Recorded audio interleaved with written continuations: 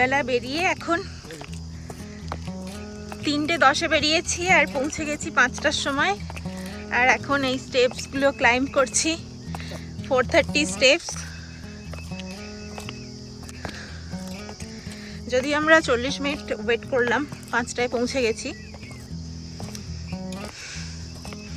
সিঁড়িটা নিচ থেকে দেখে এত যে ভয় লাগছিল, ভাবছি পারবো না কেমন। হ্যাঁ, তত একটা খাড়াই হচ্ছে না।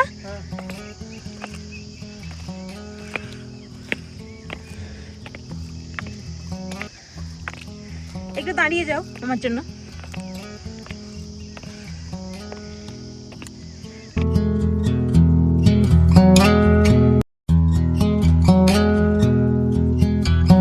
এই জায়গাটা এক্সপ্লোর করার পর আমরা যাব ওই যে দূরে দেখা যাচ্ছে পিকক টেম্পল। আর এটা হচ্ছে এখান থেকে পুরো জায়গাটার ভিউ।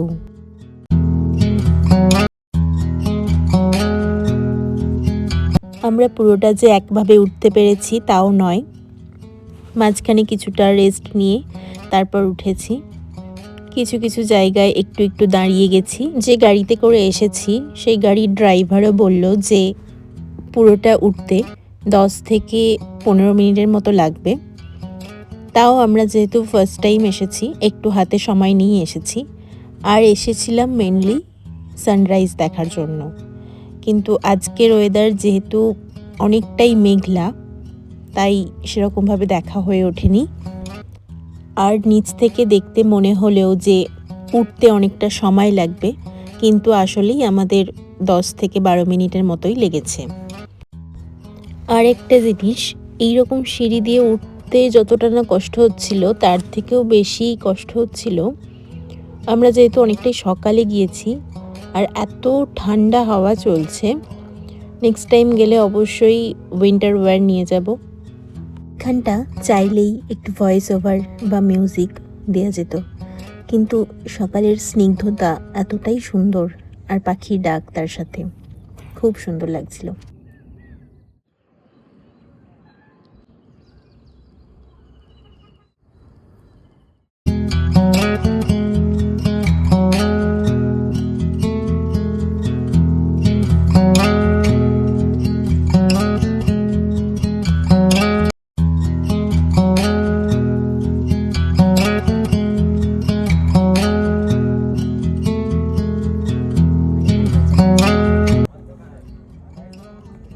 জায়গাটা কেমন লাগছে বলো? ভালোই লাগছে।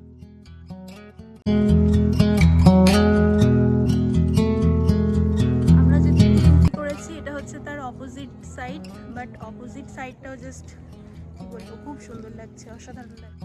এবার বুঝতে পারছি এটা কেন নাম পিকক টেম্পল। পিকক টেম্পল এই নামটা একদম সার্থক। ইভেন মন্দিরটার স্ট্রাকচারটাও পিককের যে পালকগুলো রয়েছে, ময়ূরের পালক, সেটার মতোই দেখতে।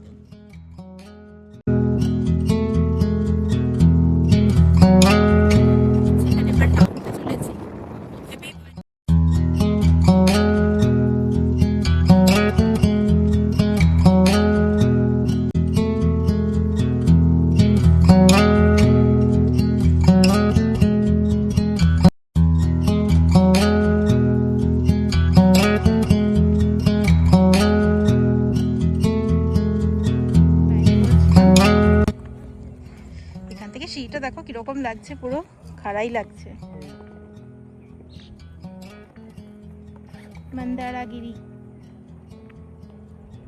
উপরে সেই ট্রিটাও দেখা যাচ্ছে।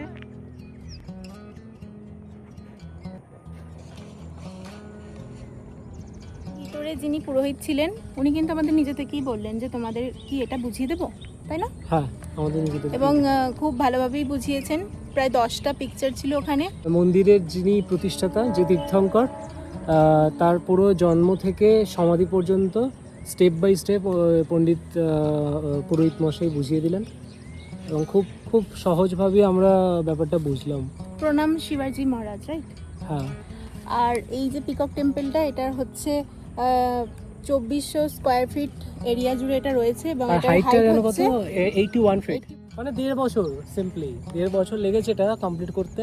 ওদিকটাও একটা রয়েছে, ওদিকটাও কিছু স্ট্রাকচার রয়েছে, কিন্তু ওদিকটা যাওয়া হলো না যেহেতু ওখানে রং চলছে, এখন বলছে আধা ঘন্টার কাজ আছে, রং চলছে।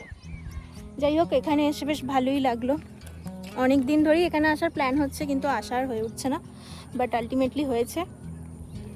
একদম ভোরবেলা এসেছিলাম সানরাইজ দেখবো বলে, কিন্তু এতটাই মেঘলা অনেকদিন ওয়েদার ধরে ছিল। আসা হয়নি তো কি হয়েছে, হয়েছে তো, হ্যাঁ সেটাই হচ্ছে বড় কথা। হ্যাঁ হয়েছে তো, সেটা হয়েছে।